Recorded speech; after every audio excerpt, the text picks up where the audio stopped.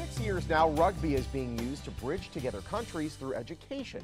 It's called the USA Sevens Adopt a Country program, and in preparation of the big tournament set for this week, next week rather, at Sam Boyd. This is a really cool thing. Let's talk about it. Here to explain with his involvement is Chris Leffler. Chris is a teacher at Lee Antonello Elementary. He's joined by the VP of Business Development for United World Sports. It's Rob Cornelius. Gentlemen, how are you? Welcome, welcome. Good morning. Good morning. Let's talk about this USA Sevens Adopt a Country program. What is this?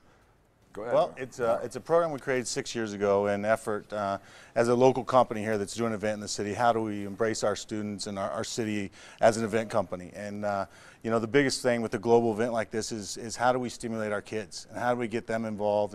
And with something global like this is, you know, how do we get them to get a sport and global recognition of countries, right? So how do we get these kids and stimulate them through the education piece of studying the countries, the cultures, and the sport and what the sport is around the world? So it's been 6 years, like I said. It's been great. We've had over 30,000 kids through the program. Wow.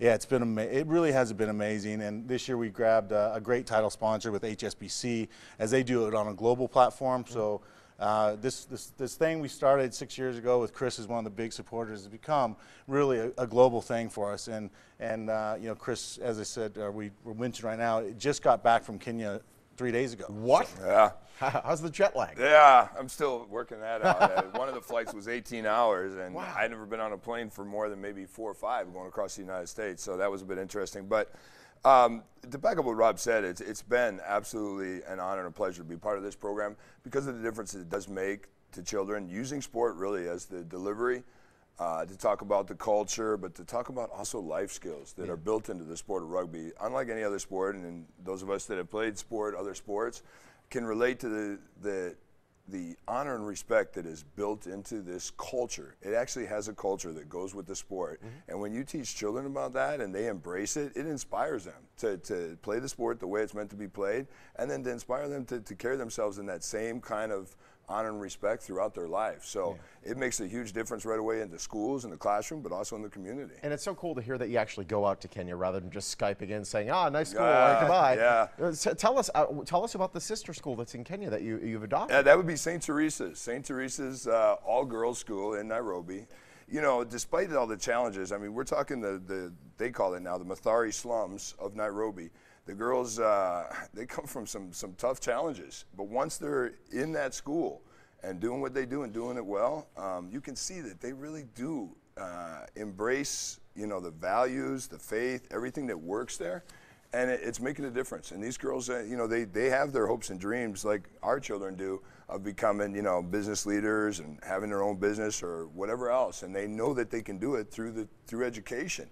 And then last year when we started to pair up with some of these schools and use sport, the sport of rugby, the values that are in there related perfectly to the values that they already had at their school. Perfect. So it was a natural fit, and go figure, once the whole school embraced it and we had all the girls, you know, learning about the sport and culture of rugby, moving forward, we took them to a number of tournaments, and when they do, they're the ones that always win. And you know, and it's Good not coach. about winning, but no, what you quickly realize is they already got the basis because they got that faith, they got those values in their education system that's built right at that school. That's not necessarily something you find in all the schools there. And now here's the one thing. I always knew that nuns rolled hard. I mean, they have I had that same upbringing too. There's a nun at this school that loves rugby. Loves rugby, yes it does. Sister tackle Mary. you. I got to give it up to Sister Mary. She embraced it right away. She said, Coach, they call me Coach CJ over there.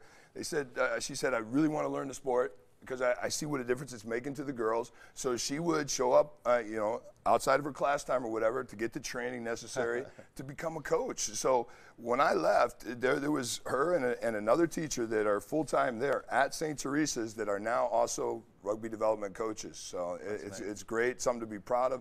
But it inspires and also empowers their involvement. They're the ones that are there every day. So when we step out and, you know, we're no longer there to support it, they can run it by themselves, and they do. This is a great way to tie in rugby and education, and to tie in rugby to America, frankly. Yeah. I mean, this is a sport that's growing in popularity. Yeah. I know we're on the precipice Is that the right word? That's a good one to use. Well, they call it, what was it, Waking the Sleeping Giant. There's a video on that talks about rugby growing in America and what's going to happen when we as a country, now that it's in the Olympics and it's set to happen in Rio in August of this year, 2016, that when people see, you know, the sport of rugby and how, you know, you can really get behind it because of the values that are in the sport, how the respect is there. The players, they play hard on the pitch, but when they're done, you know, they shake hands and they mean it. There's none of the I don't want to disrespect any other sports, but there's some None of that baloney.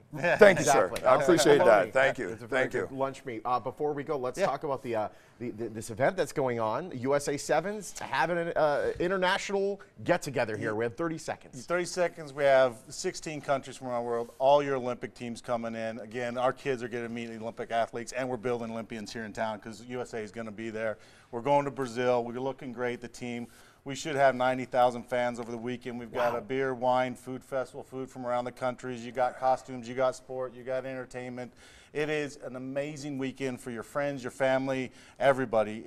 If you haven't been in your local, I'm challenging you to go, and I'm challenging you to find a better event in this city because it brings out, like Chris said, a different culture, and it's patriotic and it's passionate. And hey, let's watch our USA team get ready for the Olympics, and maybe we'll get that medal in Brazil. That would be amazing. Oh, man, I'm ready for that. Looking forward to Gentlemen, that. it's great having you. Thank you so Thanks much. for your time. Appreciate that very much. Thank Always you. good. And the USA Sevens Rugby, they teamed up for mate. the Adopt the Country program to teach valuable life lessons to our youth. It's part of the big USA Sevens International Rugby Tournament. That kicks off next week at Sam Boyd Stadium. And if you want to learn more about that and the Adopt the Country program, just head to the website you see on your screen. Now over to you.